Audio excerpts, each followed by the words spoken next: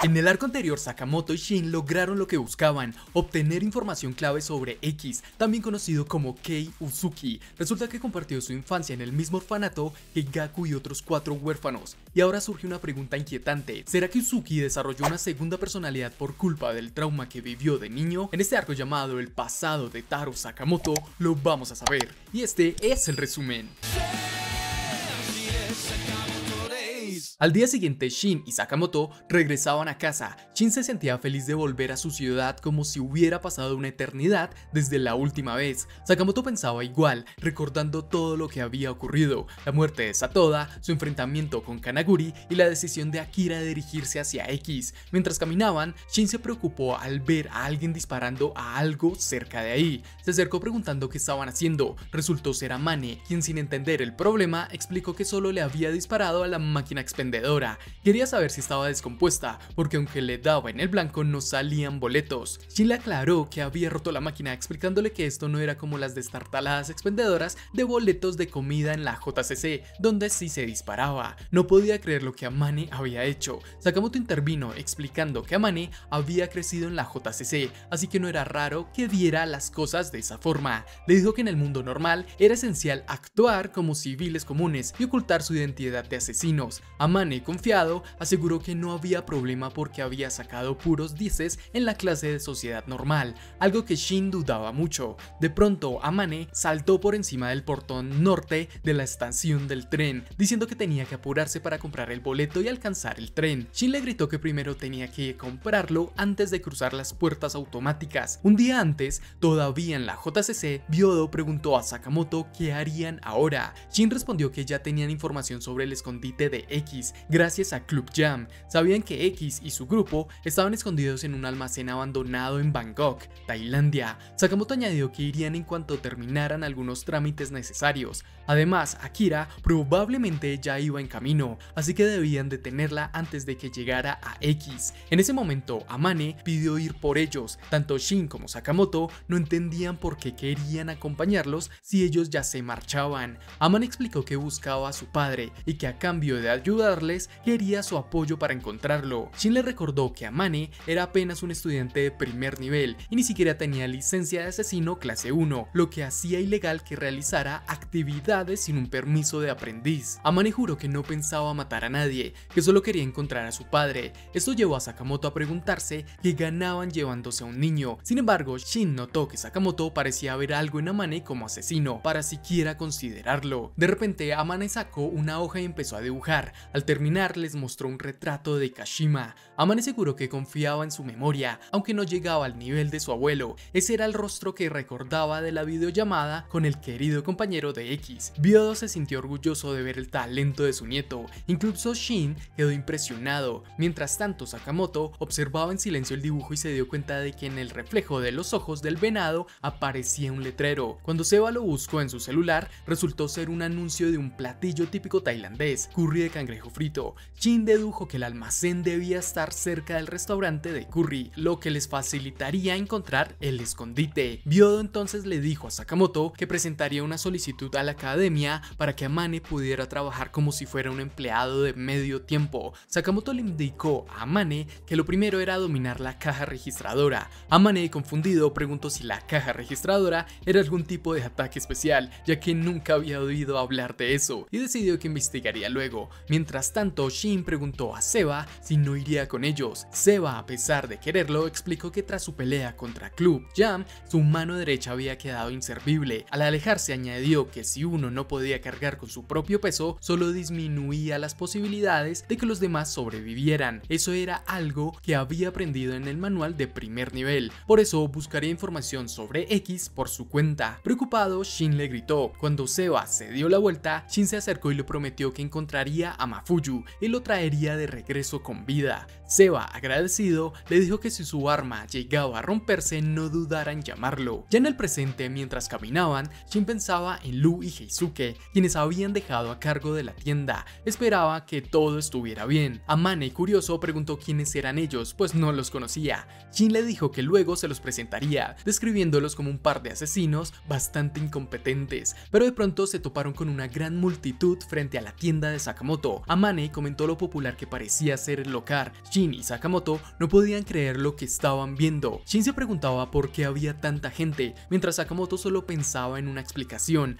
La tienda debía haberse ido a la quiebra y su esposa, Aoi, había organizado una liquidación por cierre. Al acercarse, vieron que había una larga fila en la caja. Resultó que empezaron a vender más licor y botanas, atrayendo a más clientes, sobre todo hombres. Lu añadió que también comenzaron a servir oden caliente, lo que dejó a Sakamoto en shock. Amane, intrigado, quiso probarlo. Lu le ofreció una porción sin importar quién fuera. Cuando Amane probó el oden, le pareció sabroso y caliente. Shin preguntó por Heisuke y Lu le explicó que estaba ocupado con Piper. Confundidos, vieron a Heisuke usando Google Maps para hacer una entrega. El siguiente pedido era la señora Sung de la calle Segunda número 13, quien había encargado detergente, huevos y oden. Heisuke daba instrucciones a Pisuke, que andaba en el aire, sobre a dónde entregar usando su rifle. Con su rifle lanzó el paquete directamente hasta su destino. La señora Sung, como siempre, quedó encantada con la puntería perfecta de Heisuke. Después de recibir su pedido, pagó dándole el dinero a Pisuke, que andaba volando por ahí. Mientras tanto, Heisuke, que andaba recargando su rifle, preguntó a Shin y Sakamoto si les había gustado su tiempo en la JCC. Estaba encima del techo de la tienda, contando que quería escuchar todas sus historias, pero que ahora mismo estaban hasta el cuello de trabajo. Tenían otro pedido a 2 kilómetros, en el pueblo Nikita. Shin soltó que se veía genial todo eso y admitió que sí se notaban ocupados, aunque en el fondo tanto él como Sakamoto pensaban que ya no los necesitaban allí.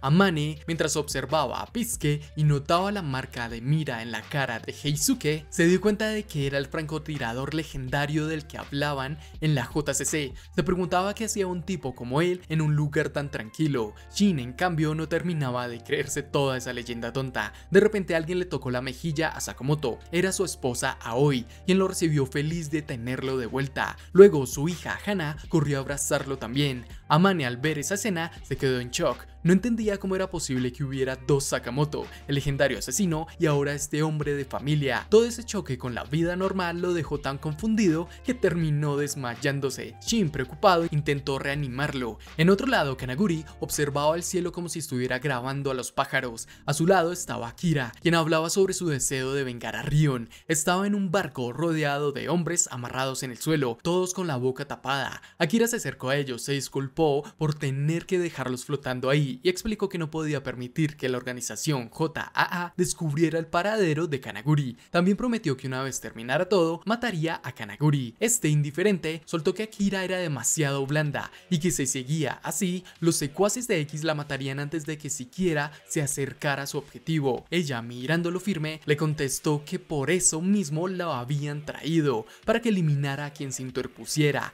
Kanaguri respondió que su contrato era claro, Akira era la protagonista de su película y él solo la llevaría hasta X, nada de ayuditas extra. Akira le preguntó si no le parecía aburrido que alguien más la matara antes de llegar al clímax. Eso hizo pensar a Kanaguri. Al final se emocionó con la idea de ver qué pasaría cuando Akira, la organización JAA y los de Sakamoto se enfrentaran en un mismo escenario. Quería grabarlo todo. Quien quedara de pie sería su verdadera estrella. De regreso con Sakamoto y su gente, todos estaban disfrutando un asado en un restaurante. Mientras comían, Aoi se enteró de que planeaban viajar a Tailandia. Shin le explicó que ya estaban muy cerca de descubrir la ubicación del escondite del enemigo. Aoi les advirtió que tuvieran cuidado con los golpes de calor, mientras que Lu pidió que le trajeran unos mangos como recuerdo. Por otro lado, Heisuke platicaba con Amane, contándole que era un francotirador de primera en el departamento de asesinos. Amane, que aún no salía del asombro, no podía creer que estaba hablando con el legendario Heisuke.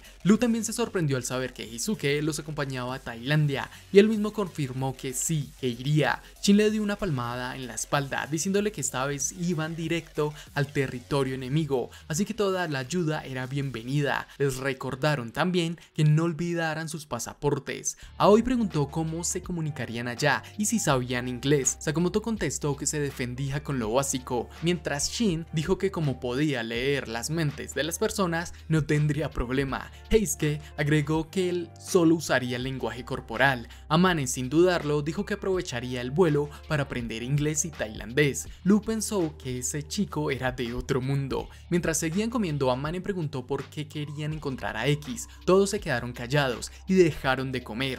Sakamoto se mantuvo en silencio, así que fue Shin quien explicó que todo comenzó porque querían levantar la recompensa que había sobre Sakamoto. Investigando llegaron hasta X. Sin embargo, Amane comentó que le parecía raro que X hubiera puesto la recompensa. Eso hizo que Shin se quedara pensando. Amane razonó que si Sakamoto nunca tuvo relación con Uzuki cuando eran estudiantes, ¿qué sentido tenía ponerle precio a su cabeza? Si realmente fuera un obstáculo, habría sido más útil ignorarlo. Shin empezó a dudar también. Lu confesó que había tenido ese presentimiento, pero no se animó a decirlo antes. Entonces Amane soltó la idea. Tal vez X tenía un problema de doble personalidad, como había mencionado su abuelo. Era posible que otra versión de X guardara rencor hacia Sakamoto. El ambiente se puso tenso. Shin recordó el momento en que enfrentaron a X y este le preguntó a Sakamoto si no quería matarlo otra vez, así como el comentario de Nagumo donde decía que Sakamoto nunca había matado a X. Eso le dio vueltas en la cabeza a Shin, quien se tomó un trago pensando que tal vez había algo que no le había preguntado aún a Sakamoto, pero decidió no hacerlo. Golpeó su vaso contra la mesa y añadió que si no solucionaban las cosas ahora,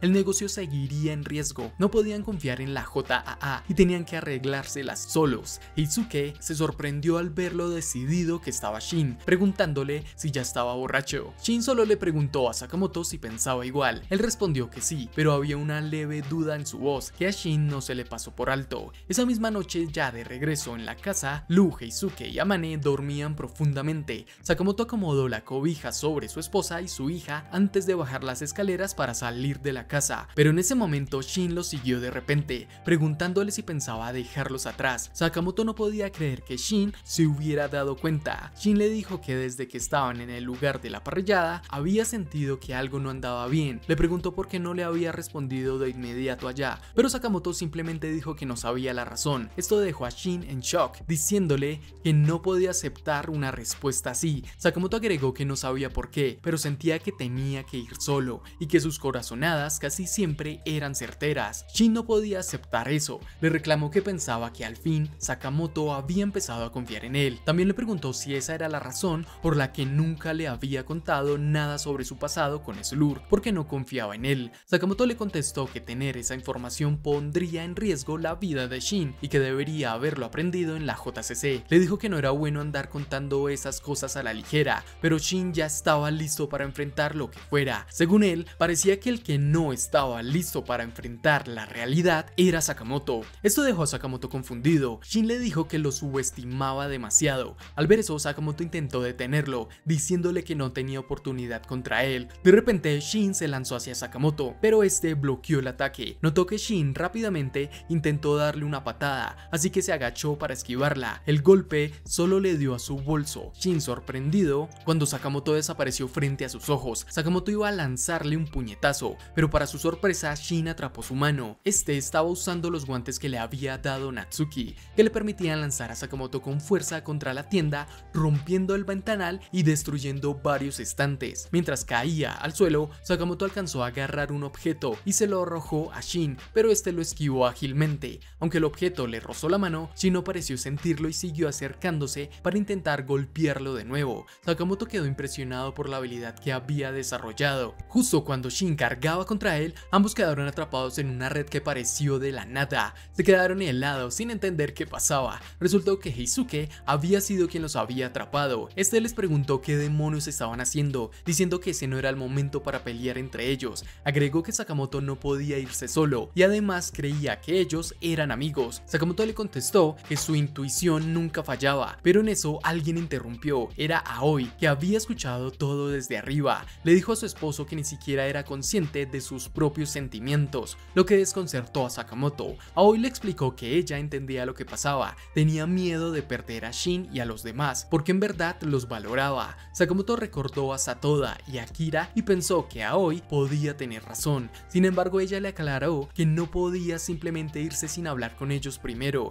que debía pensar en lo que se sentía ser abandonado. Ni Amane ni Heisuke que se esperaban ese sermón de parte de Aoi. Después de dejarles claro su punto, ella agarró sus pasaportes y se fue con Amane y Hisuke, diciéndoles que se encargaran de limpiar el desastre antes del amanecer. Así, Sakamoto y Shin, sin más opción, se quedaron sentados en el piso de la tienda. Después de un rato, Sakamoto le reconoció a Shin que se había vuelto mucho más fuerte. Shin no podía aceptar el cumplido y, sintiéndose un poco incómodo, pensó que la situación se había vuelto rara. Aún así, le preguntó a Sakamoto si estaba enojado. Este le dijo que había algo que quería contarle y le preguntó si estaba dispuesto a escucharlo. Era sobre su pasado con Uzuki. Shin se mostró curioso y ansioso por saber. La historia retrocedió a cuando Sakamoto era más joven. Rion trataba de encender un cigarrillo sentada de forma casual encima de un tren, pero su encendedor ya no tenía gas, así que lo sacudía molesta. De repente alguien saltó desde un puente y aterrizó detrás de ella con un arma en mano. Este tipo era Nagumo, que la atacó, pero Rion logró bloquear su arma usando su cuchillo.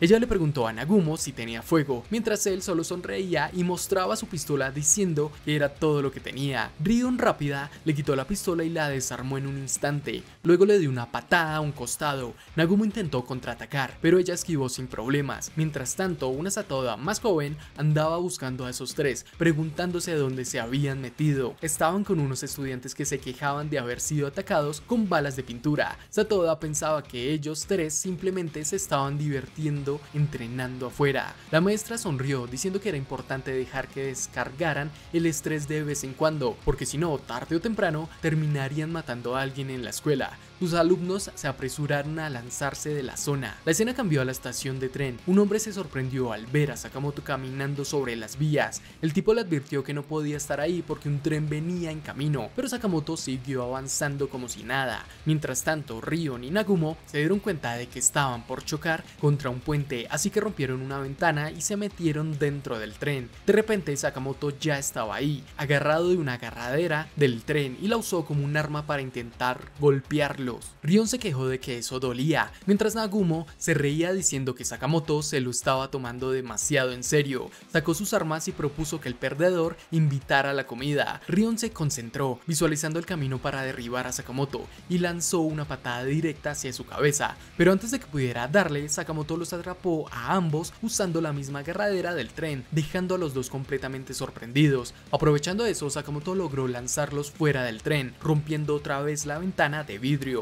Cayeron directo sobre la carretera y mientras estaban en el aire apuntó su arma a Sakamoto mientras Nagumo tenía su cuchillo listo. Los dos se sorprendieron al ver a su maestra abajo, que sonriendo les dijo que ya bajaran, cosa que no esperaban. Después del incidente los expulsaron. Rion preguntó cuál de los dos que estaban a su lado había sido echado, pero la respuesta fue que los tres fueron expulsados. El subdirector fue quien dio la noticia. Dijo que varios civiles los habían visto, además de que dañaron instalaciones, rompieron reglas y usaron armas sin permiso. No era la primera vez que hacían algo así. Amenazó diciendo que si lo despedían a él se aseguraría de arrastrarlos también. Rion encendió un cigarrillo, diciendo que ellos simplemente eran más apasionados que el resto de los estudiantes. Además, si la echaban, su sobrina dejaría de hablarle seguro. El subdirector la interrumpió recordándole que no se podía fumar ahí. Mientras tanto, Nagumo culpaba a Sakamoto por romper la baranda del tren, pero él se defendió diciendo que pensó que era una arma porque era demasiado fácil de arrancar.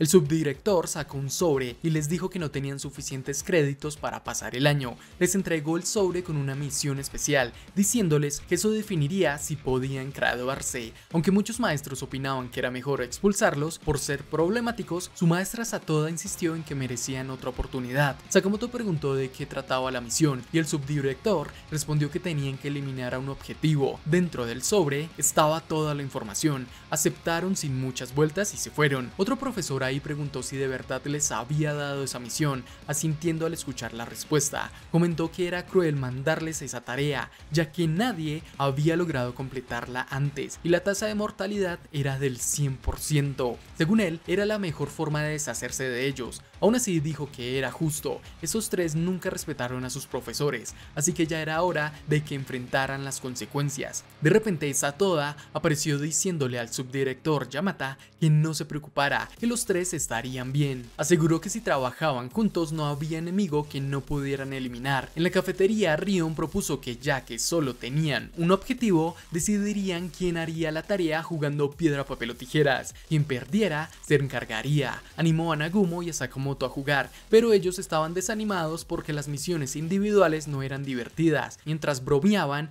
alguien chocó contra Rion. Ella se giró preguntando quién era y si quería jugar al piedra, papel o tijeras, pero el tipo, sorprendido, dijo que no. Los compañeros de Rion le dijeron que no lo intimidara al chico, pero ella aclaró que no lo estaba molestando. El hombre simplemente se quedó callado viéndolos irse. Rion tomó la delantera y propuso que acabaran rápido con la misión para luego irse al acuario o algo así. En la recepción le recordaron que fuera del campus siempre debían cargar su licencia de asesinos. Todos los gastos relacionados con misiones estaban cubiertos y les entregaron una tarjeta JCC. Sakamoto se preguntó para qué servía exactamente, mientras Nagumo no entendía por qué nunca había usado una antes. Rion, feliz, les explicó que podían usarla como quisieran mientras estuvieran en una misión. Según ella, eso era lo que hacía tan atractivas las misiones fuera del campus. Mientras caminaban, Nagumo le preguntó si alguna vez había comprado boletas para carreras de caballos. Rion respondió que sí, que una vez persiguió a un objetivo en el hipódromo y lo mató allí, pero como era un gasto encubierto se podía deducir.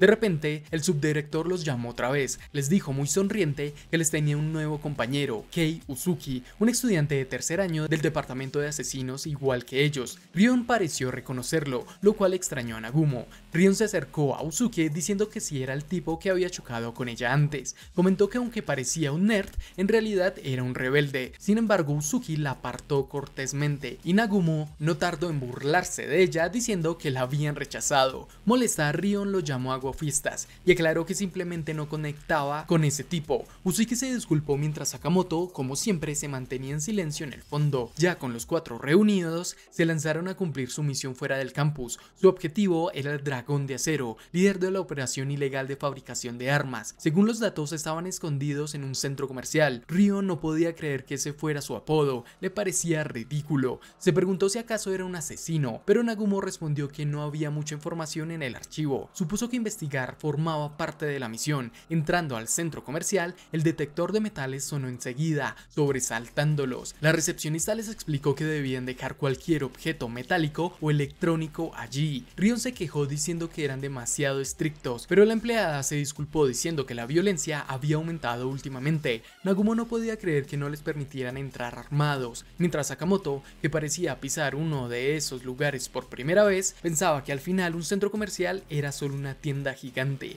Apenas cruzaron la puerta, alguien sugirió que fueran a comer algo primero. Se subieron al elevador, donde había un operador y un anciano leyendo el periódico. Nagumo, siempre atento, notó algo raro, y de la nada le sacó la cartera al anciano, dejándola caer al suelo. Mientras el viejo confundido se agachaba a recoger las monedas, el operador del elevador sacó un arma, pero Sakamoto fue más rápido y en un solo movimiento le cortó el cuello. Llegaron al segundo piso, la sección de moda. El anciano salió tranquilamente, mientras el operador, desangrándose, apenas se mantenía en pie. Rion, curiosa, le preguntó a Sakamoto cómo habían logrado meter un cuchillo si no permitían armas, a lo que él respondió que ella misma había dicho que podían usar la tarjeta JCC como quisieran. Rion soltó una carcajada y le dijo a Nagumo que Sakamoto estaba loco. Nagumo también se rió. La operadora, entre quejas y sangre, les preguntó cómo habían sabido que era una asesina y quiénes eran ellos. Rion contestó que su sed de sangre era demasiado obvia. También se preguntaba qué tenía de especial ese centro comercial. Nagumo, sin rodeos, exigió información sobre el llamado Dragón de Acero, amenazándola de acabar con ella si no hablaba. Con miedo, ella confesó que el tal dragón manejaba todo el lugar y que la tienda era solo una fachada. Ni siquiera los empleados rasos la conocían. Además, desde que llegaron, los estaban vigilando y no pensaban dejarlos salir vivos. El grupo no lo podía creer. Nagumo pensaba que era ridículo que un centro comercial escondiera asesinos. A simple vista todo parecía normal. Maniquís,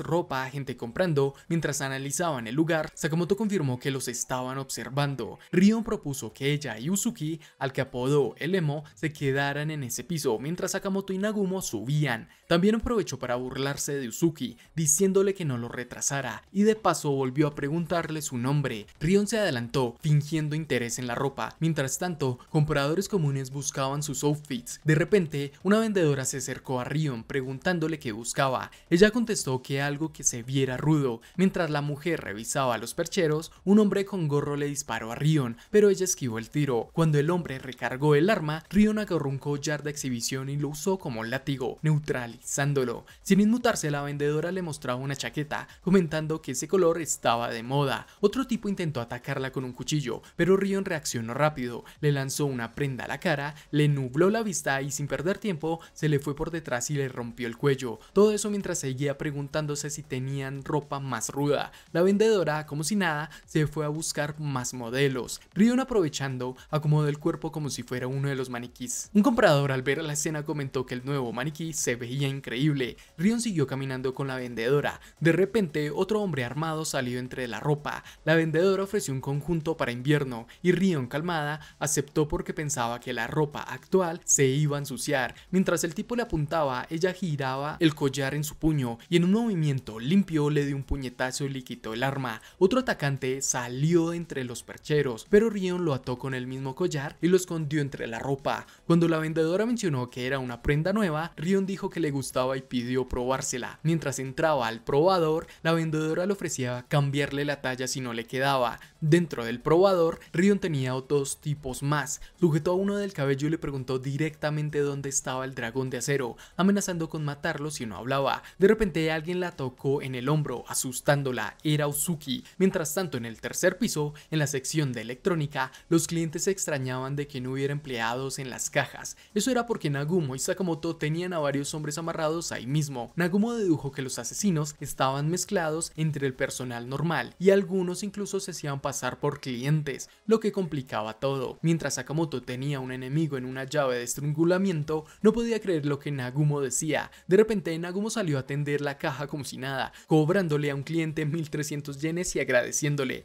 Sakamoto, alucinado, le preguntó cómo sabía usar la caja registradora. Nagumo respondió que no lo sabía, ni le interesaba saberlo porque jamás trabajaría en un lugar así. De repente, un hombre sentado en una silla de masajes comentó que no llegarían a ser asesinos de primera solo con habilidades de combate. Preguntó si venían de la JCC y mencionó el nombre de Satoda. Nagumo y Sakamoto lo miraron fijamente. Nagumo, burlón, le preguntó a quién llamaba viejo y si conocía a su maestra. Mientras tanto, pensaba en lo bien que el hombre ocultaba su sed de sangre. El viejo presionó un botón de la silla de masajes y les contó que había intentado reclutar a Satoda para su organización, pero ella lo rechazó. Cuando Sakamoto preguntó de frente si él era el dragón de acero, el tipo con el overol se puso de pie y con una sonrisa soltó que ese nombre sí que sonaba imponente. Se presentó como Kindaka y explicó que lideraba un grupo llamado La Orden. Después, curioso, preguntó cuál de ellos era el más fuerte. Nagumo parecía no complicarse, señaló a Sakamoto, mientras que Sakamoto, tranquilo, dijo que él mismo era más fuerte que Nagumo. Ambos se preguntaban qué era esa orden, ya que nunca habían escuchado de ella y querían confirmar si en verdad tenían al dragón de acero frente a ellos. Nagumo, analizando la foto del objetivo, notó detalles raros en los huesos del rostro de Kindaka: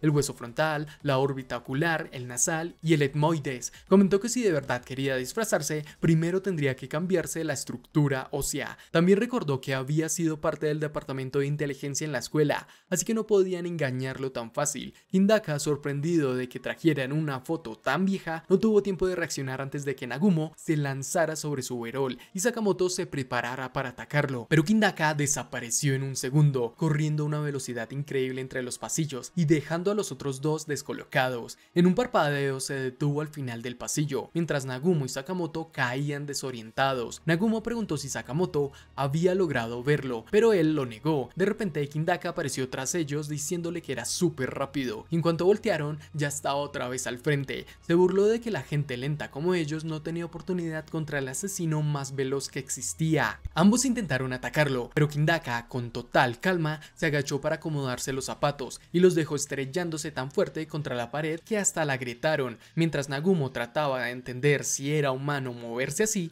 Kindaka le soltó que si querían correr a esa velocidad necesitarían lo que él usaba, sus zapatos especiales. Ahí fue cuando Sakamoto cayó en cuenta de que eran unos zapatos modificados que le daban ese impulso brutal. Hidaka no tardó en presumirlos, llamándolos sus socios de confianza. Unos clientes curiosos empezaron a mirarlos, incluso un niño le dijo a su mamá que quería unos zapatos como los de Hidaka, aunque ella le respondió que ella estaba muy grande para usar zapatos de velcro. Hidaka, levantándose las gafas, mencionó que Satoda les había hablado de ellos y los retó a pelear en serio si no querían morir. Mientras Nagumo se preguntaba si sus maestros los habían metido en una trampa, Sakamoto no podía dejar de pensar en lo geniales que se veían esos zapatos. En otro lado del centro comercial, en el segundo piso, Rion le preguntó a Uzuki por qué le había puesto la mano en el hombro. Uzuki serio le dijo que esos hombres no eran su objetivo, así que no debía matar a lo loco. Rion, sorprendida, le reclamó quién decidía qué muertes eran valiosas o no, llamándolo raro. Uzuki respondió que toda muerte era mala y que había que evitarla si se podía. Rion, burlona, le preguntó por qué había entrado entonces a la escuela de asesinos y le sugirió que mejor se retirara si no aguantaba la presión. Justo en ese momento un estruendo desde arriba los distrajo. Rion salió del probador diciéndole a Uzuki que disfrutara las compras, mostrándole el dedo medio mientras se iba. Él no reaccionó. De vuelta en el centro comercial, Nagumo, Sakamoto y Hidaka seguían peleando. Una de las columnas ya estaba destrozada. Hidaka, ágil, se movió como si fuera un juego para él, saltando de piso en piso mientras se burlaba de los lentos movimientos de sus oponentes. En un momento atrapó a Sakamoto por la ropa y lo lanzó escaleras abajo, haciéndolo rodar piso tras piso. Les dijo que usaran todo el espacio disponible para pelear. Sakamoto, aunque golpeado, se mantuvo alerta. Más arriba, Rion se concentró en detectar la ruta del asesinato de Hidaka, que era el camino que sus intenciones marcaban hacia su objetivo. Hidaka, sorprendido por lo precisa que era, apenas pudo ponerse a la defensiva. Se preguntaba qué era lo que ella veía, cuando Rion le soltó que ya era demasiado tarde para él. Justo en ese momento alguien le aventó una lavadora en la cabeza. Aprovechando la distracción, Nagumo y Sakamoto le cayeron encima y lo patearon dentro de la máquina. Mientras tanto, en el probador, Uzuki observaba en silencio a los hombres heridos que Rion había dejado fuera del combate. Su expresión era difícil de describir. En otra parte, Rion, Sakamoto y Nagumo lograron reunirse. Rion, aún curiosa, preguntó quién rayos era Hidaka, mientras él les preguntaba si querían unirse a la orden. Rion mantenía la curiosidad viva y Nagumo no entendía cómo seguía de pie después de los golpes que le habían dado. Hidaka, como si nada, se estiró y dijo que podían darle su respuesta después de que le dieran una buena paliza. Rion, atenta, les avisó que venía otro ataque, así que todos se movieron para esquivarlo, pero Hidaka atrapó el pie de Nagumo, quien apenas podía creer lo rápido que ahora parecía. Mientras lo sostenía, Hidaka preguntó si le había mentido sobre quién era el más fuerte. Nagumo, sin perder tiempo, intentó darle una patada en la cabeza, pero Hidaka lo esquivó. Rion, buscando apoyar, le lanzó un cuchillo a Nagumo, el mismo que él había usado antes. Hidaka les advirtió que no subestimaran a sus mayores, y en un parpadeo, él y Nagumo desaparecieron. Resultó que Hidaka había lanzado a Nagumo con tanta fuerza que lo estrelló contra la barandilla y luego contra el suelo, rebotando varias veces hasta aterrizar en una tienda de colchones. Mientras se recostaba en una cama, Nagumo pensaba que definitivamente Hidaka sí conocía a su maestra Satoda. Este encargo no era algo normal, eso estaba clarísimo. Algo tramposo había detrás de la orden, y todo parecía una trampa armada por sus propios maestros. Aún así, confiaba en que Sakamoto y Rion podrían manejar el resto, así que decidió que lo mejor era quedarse ahí, pensando en su siguiente movimiento. Cuando una vendedora se le acercó para preguntarle si estaba cómodo, simplemente respondió que era la mejor cama en la que se había acostado. Por otro lado, Rion seguía frente a Hidaka. Él le lanzó un cuchillo directo a la cara, pero en vez de esquivarlo, Rion la atrapó con una mano y le metió una patada que reventó una de las columnas del lugar. Hidaka, impresionado, se dio cuenta de que ella era la que tenía una visión especial entre los tres y que era quien mejor se estaba desempeñando. Sin previo aviso, desapareció de su vista justo cuando Sakamoto intentaba atacarlo. Rion, sin querer dejarlo escapar, salió detrás de él. Cuando logró alcanzarlo y estuvo a punto de atacarlo con el cuchillo, terminó cortando accidentalmente una botella de salsa Tabasco. El líquido ardiente le cayó directo en los ojos, dejándola de rodillas de dolor. Hidaka, sosteniendo otras dos botellas, comentó que alguien con una buena vista reaccionaría rápido a cualquier cosa. En ese momento, Sakamoto apareció detrás de Hidaka y lo empujó con fuerza hacia un elevador, diciéndole que en espacios reducidos la velocidad no servía de mucho. Hidaka, confiado, lo retó a comprobarlo. Cuando Sakamoto intentó golpearlo, Hidaka se movió como un relámpago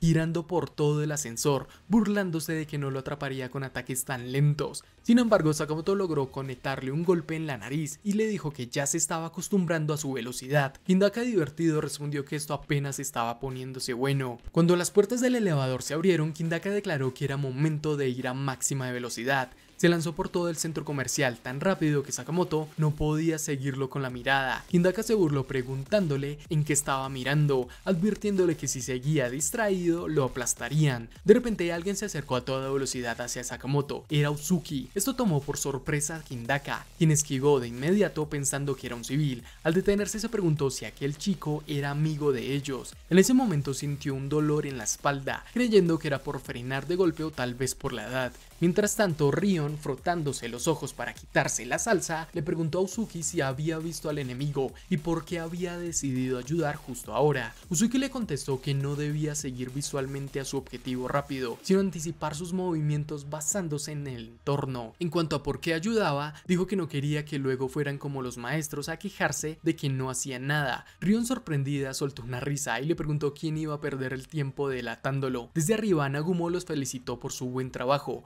pero Rion le gritó que mejor bajara a ayudarlos. En la mente de Hidaka reconoció que Uzuki no solo tenía buena percepción del entorno, sino que además no dudó en lanzarse frente a alguien tan rápido como él. Pensó que eso sí era una emboscada bien hecha. Mientras Hidaka reflexionaba, Sakamoto apareció a su lado y lo atrapó con una larga lona que había recogido. Rápidamente empezó a girarlo con fuerza, lanzándolo hacia un piso superior. El impacto fue tan brutal que Hidaka atravesó el suelo y terminó desplomándose otra vez en la planta baja. Sakamoto, viendo el resultado, comentó que sí era buena idea aprovechar todo el espacio disponible. Tirado en el piso, Hidaka admitió que no estuvo tan mal. Nagumo, viendo que ya lo tenían vencido, declaró que la misión estaba cumplida, diciendo que estaba cansado. Ryo no podía creer su cinismo, pues él no había hecho casi nada, pero Nagumo replicó que al menos no serían expulsados. A pesar de la paliza, Hidaka logró sentarse. Todavía consciente, dijo que ellos no entendían nada. Ryo, impactada, preguntó a qué se refería. Hidaka soltó la bomba. Aunque lo mataran, no podían volver a la escuela, ya que en realidad habían sido enviados allí para morir. Todos quedaron en shock. Rion exigió explicaciones. Hidaka les aclaró que el verdadero objetivo de la misión era eliminar a los alumnos problemáticos. Si lograban sobrevivir y mostraban potencial, podrían ser reclutados por su organización. Según él, era un justo trato, ya que siempre les hacía falta manos. Además, les advirtió que volver a la escuela ya no era una opción. Si dudaban, podían llamar a la JCC para confirmar. Probablemente ya ni siquiera aparecerían en la lista de alumnos. Ante esto, Nagumo tomó el teléfono y llamó a su maestra para reportar que habían terminado. Del otro lado, la profesora se sorprendió de que siguieran vivos y avisó al subdirector. Rion y los demás escucharon la reacción y entendieron que nadie había esperado que sobrevivieran. En la sala de profesores, los maestros no daban crédito. Nadie había logrado completar esa misión antes.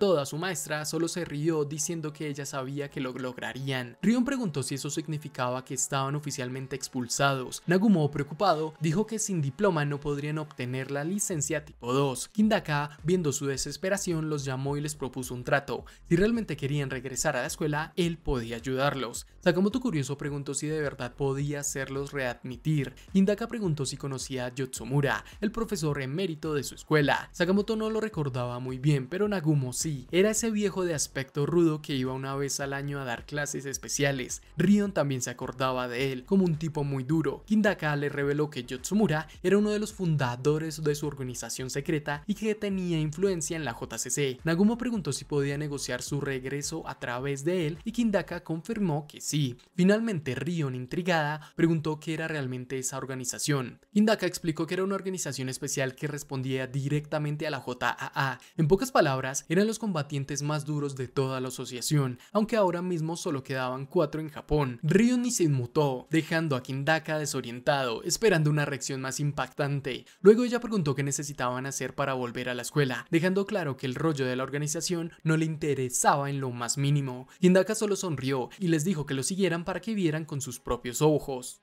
Bajaron al nivel inferior de una estación de tren, donde un tipo de traje los estaba esperando, ya medio fastidiado. Apenas los vio, le reclamó a Kindaka que habían tardado mucho. El sujeto llamado Kondo no entendía qué estaba pasando al ver a Kindaka en silla de ruedas y acompañado de otros. Kindaka tranquilo le dijo que era un asunto menor y que no se preocupara. Kondo, visiblemente molesto, mencionó que tenía una misión directa del presidente de la JAA, pero Kindaka solo sonrió, diciendo que había traído reemplazos, señalando a los 4 chicos. Kondo casi se va de espaldas, sorprendido de que fueran apenas unos mocosos. Rion, irritada, soltó una mirada fulminante. Kondo, preocupado, se acercó a Kindaka, preguntando si no había problemas si los de arriba se enteraban. Kindaka le aseguró que terminarían rápido y nadie se enteraría. Rion, cada vez más molesta, preguntó por qué tenían que encargarse de ellos de su trabajo. Kindaka, sin remordimientos, le echó en cara que por culpa de ellos ahora le dolía la espalda, así que debían hacerse cargo. Rion no podía creer la desfachatez, mientras Nagumo le veía el lado positivo. Esto podría conseguir que los reintegraran. Mientras tanto, Sakamoto solo pensaba en comida. Yuzuki seguía callado. Con hambre y todo, Sakamoto preguntó a quién tenían que eliminar, pero Kindaka lo frenó diciendo que no era una misión de asesinato, era justo lo contrario.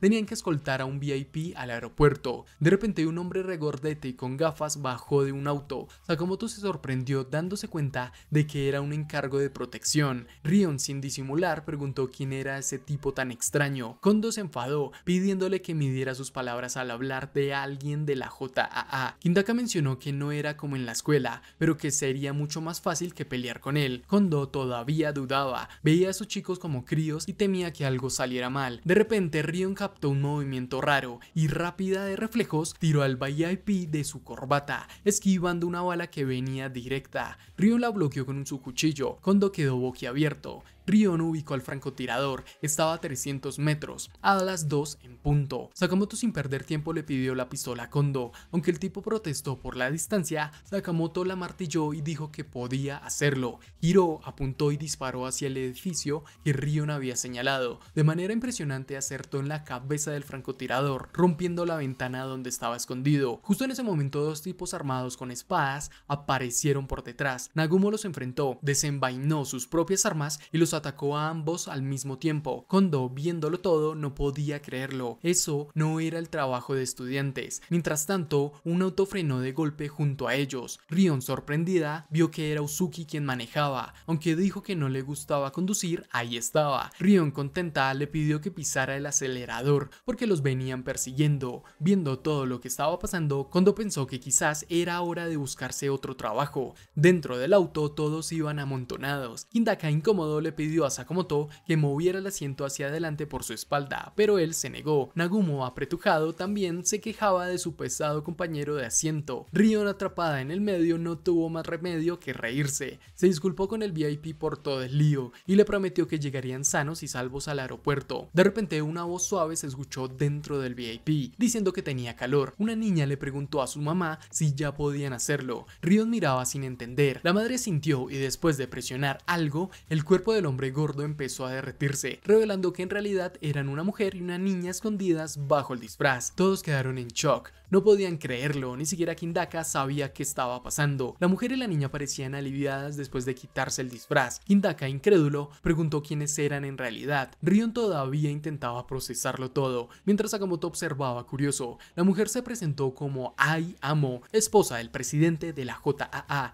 y la niña era su hija, Konomi. Dijo que conocía a Kindaka por su esposo y por Yotsumura. Kindaka estaba atónito. Según sabía, el presidente era soltero. Ai Amo explicó que esa información era ultra secreta, solo para un puñado de personas. Aún así, Kindaka no terminaba de aceptar la idea. Decía que parecían personas normales y no entendía qué estaba pensando el presidente. Cuando Sakamoto le preguntó si estaba enojado, Kindaka soltó que por supuesto que sí. Explicó que la gente del inframundo no debía involucrar a civiles, porque si algo les pasaba, no tendrían cómo defenderse, y una vez dentro del submundo ya no había salida. Sakamoto entendió su punto. Ai Amo, por su parte, explicó que últimamente habían muchos movimientos contra la JAA y que temía que se desatara un conflicto grande. Antes de que eso pasara, quería sacar a su hija del país. Le rogó a Kindaka que la ayudara, pero él no respondió de inmediato. Solo se rascó la cabeza diciendo que ya no podía simplemente echarlas del coche. Además, esa misión venía directamente del presidente. Se preguntaba si esos chicos a su lado podrían con algo así. Mientras tanto, la pequeña Konomi notó los tatuajes y dibujos en el brazo de Nagumo, lo que la sorprendió. Nagumo simplemente sonrió y le explicó que los había hecho con una aguja, pero que se borraban cuando sudaba, así que tenía que redibujarlos todos los días, lo cual resultaba bastante molesto. La niña respondió que esos no eran simples dibujos, sino tatuajes, y que seguro le dolían, lo que sorprendió a Nagumo, ya que no esperaba que lo supiera. Rion, al ver la escena, le dijo a Nagumo que no fuera tonto, que los niños de su edad no querían ser tratados como si fueran bebés. En ese momento alguien le preguntó a Akao si se sentía incómoda, pero ella solo le preguntó a Konomi si tenía 6 años. Konomi asintió y Rion le dijo que ya era una niña grande. Le pidió que le dijera a Nagumo que dejara de tratarla como una bebé. De repente Uzuki intervino, preguntando sorprendido si Rion tenía un hijo. Rion, sorprendida, lo negó rápidamente y le preguntó qué tipo de tonto era, pero mientras conducía, Uzuki explicó que parecía saber mucho sobre niños, aclarando que en realidad tenía una sobrina. Hindaka le dio a Sakamoto la misión de hacer reír a Konomi. Sakamoto no entendió mucho, pero Rion se rió y lo animó a intentarlo, así que Sakamoto metió una pierna en su camiseta, infló sus mejillas y se hizo pasar por el asesino recordete. Hindaka dijo que ese chiste no valía, mientras Rion lo criticaba por aburrido, preguntando qué clase de comediante era. Sin embargo, Konomi trató de no reírse y todos se sorprendieron al ver que funcionaba. Por alguna razón parecía que estaban en la misma sintonía que la niña.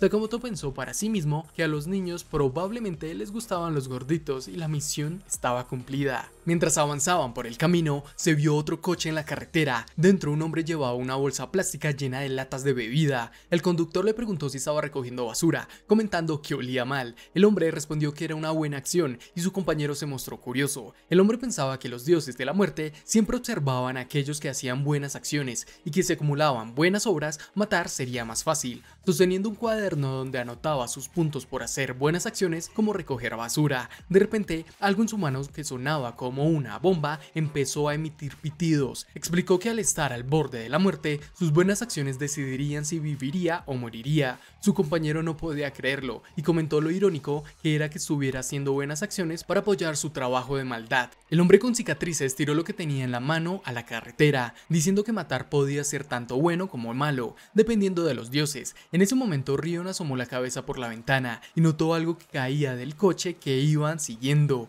Se quedó sorprendida al reconocer lo que era y les avisó a sus compañeros que había una granada de mano a 50 metros adelante. Todos se alarmaron, especialmente Hindaka, quien rápidamente instruyó a Nagumo y Rion para que pusieran a la madre y a la hija a salvo. La granada empezó a abrirse lentamente y rodó bajo su coche. Afortunadamente, Sakamoto logró crear un agujero en el suelo del coche para atraparla y evitar que explotara. Rion estaba molesta porque ahora la granada estaba dentro de su vehículo, pero Sakamoto, con la pistola en la boca, dijo que no era problema. Rápidamente disparó el parabrisas mientras sujetaba la granada con la mano izquierda, apuntó a una tapa del alcantarillado en la carretera y al pasar sobre ella dejó caer la granada dentro. La explosión fue inevitable, pero al menos lograron deshacerse de ella. Después de conducir un poco más, Sakamoto dijo que era hora de ponerse a trabajar. El hombre con cicatrices estaba impresionado y comentó que parecía que Sakamoto realmente había hecho buenas acciones. El coche enemigo estaba justo delante de ellos y todos se prepararon para lo que venía.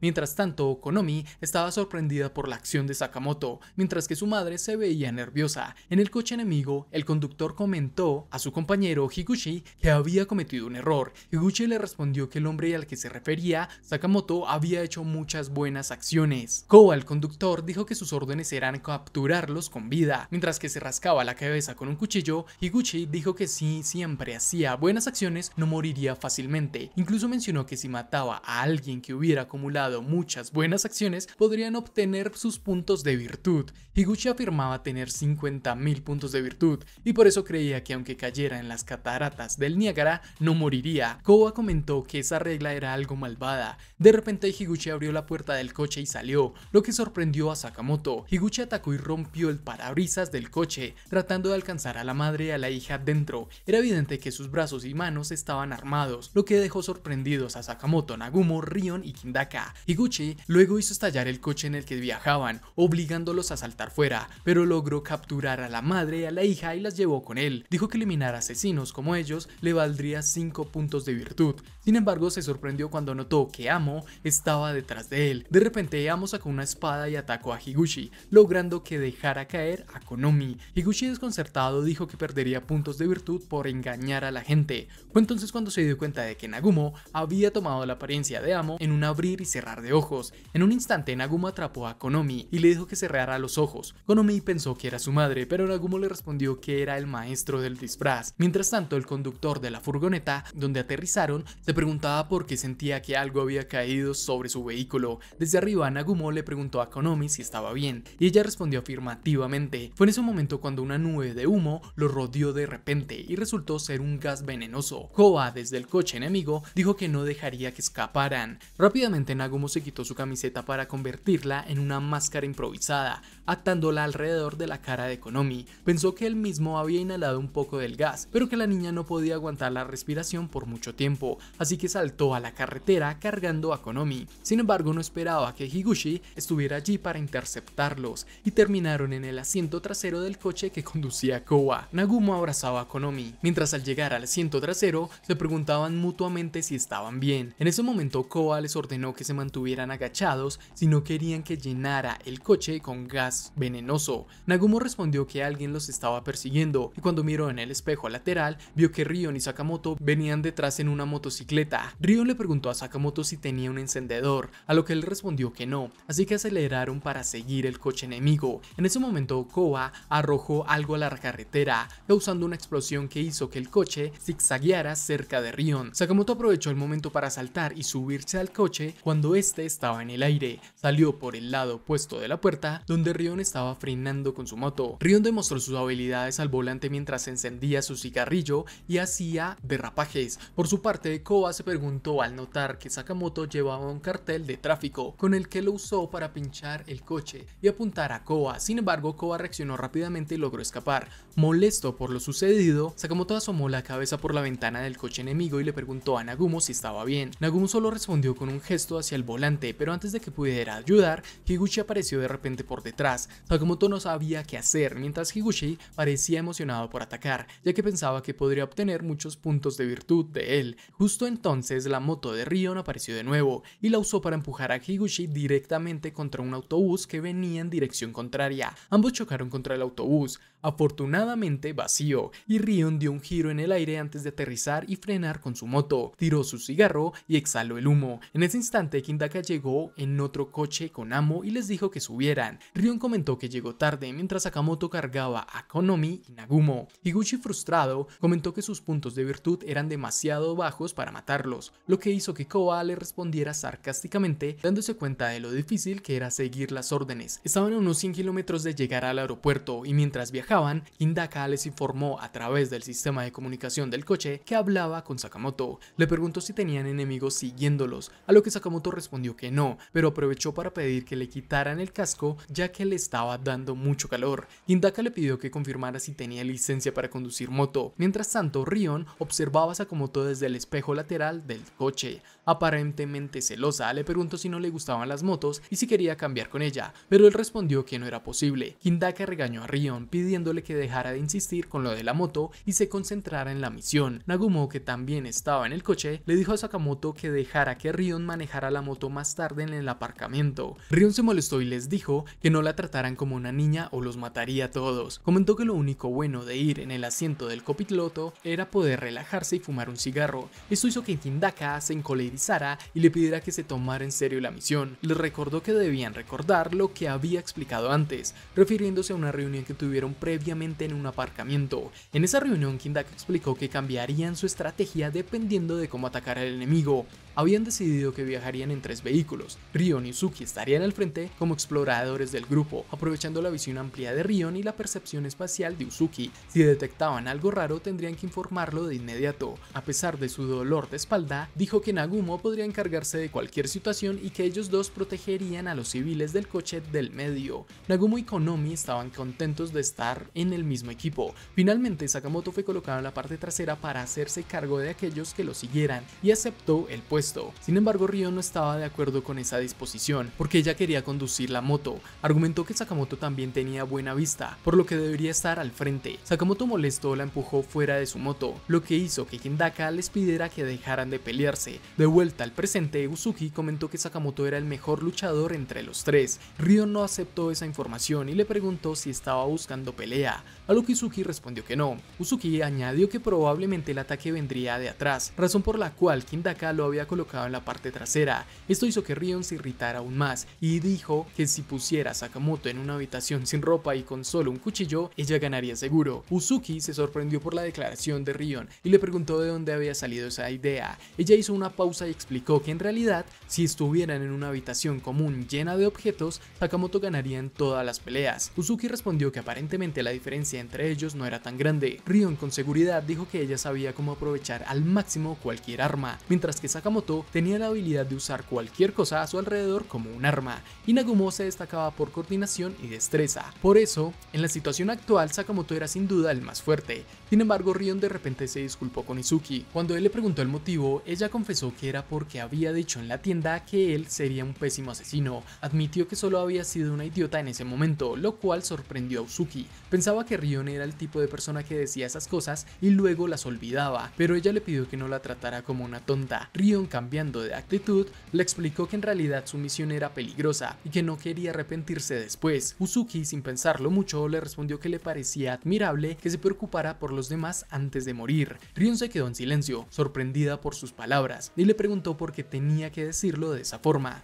Uzuki agregó que no necesitaba disculparse, que en realidad se sentía aliviado de que ella hubiera dicho que no servía para ser asesino. Rion, confundida, se sorprendió por lo que había dicho, pero para Uzuki era como si ella hubiera admitido que era una persona decente. En ese momento Rion se detuvo a beber agua, pero cuando escuchó esto no pudo evitar reír, y de una forma casi involuntaria la escupió el agua en la cara a Uzuki. Él se quedó boquiabierto por lo sucedido. Rion, entre risas, pidió disculpas, secándose las lágrimas. Le dijo que no podía dejar de reír al ver lo serio que se veía, pero que al mismo tiempo era increíblemente positivo. Uzuki, preocupado por lo que había dicho sobre matarlo, le preguntó si estaba bien, cuestionando si era por el mareo o el cigarro. Rion, limpiándole la cara mientras conducía, le dijo que era un completo tonto, pero de una manera diferente a Sakamoto. Uzuki, algo confundido, preguntó en qué sentido era un tonto, pero Rion no dio más explicaciones. Mientras tanto, en el coche del centro, Hidaka y Nagumo viajaban con Konomi. Nagumo jugaba con ella y le preguntó cuál mano escondía algo. Konomi señaló su mano derecha, pero Nagumo dijo que la respuesta correcta era en el bolsillo de Ken. Konomi se sorprendió y pidió que repitiera el truco. Hidaka, observando cómo Nagumo era tan relajado, pensó que era difícil leer lo que pasaba por su cabeza. Por eso le preguntó a Nagumo por qué había cambiado del departamento de espías